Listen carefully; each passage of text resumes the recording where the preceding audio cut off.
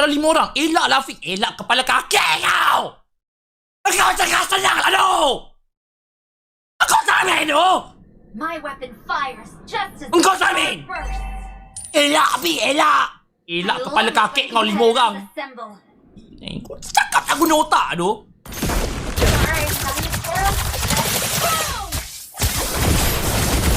Sudahlah tu. Kau ambil telefon aku kau main tu. Game apa tu aku main lah.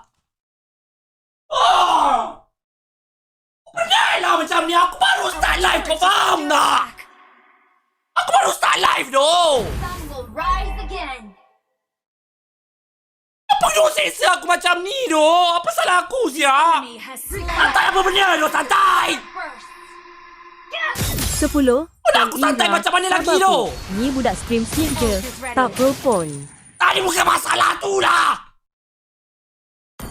Hantar dia lah dia nak snipe apa tapi agak-agak lah tu.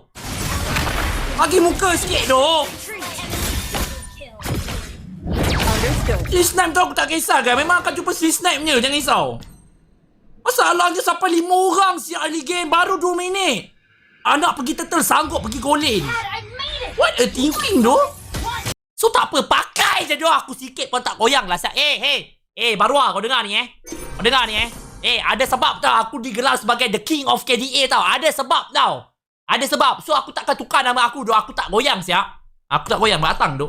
Kau tak goyang ke Fik? Aku tak goyang tu. Sikit pun aku rasa tak goyang tu. Tak goyang. Memang aku tak goyang. Tak, cerita aku memang tak goyang.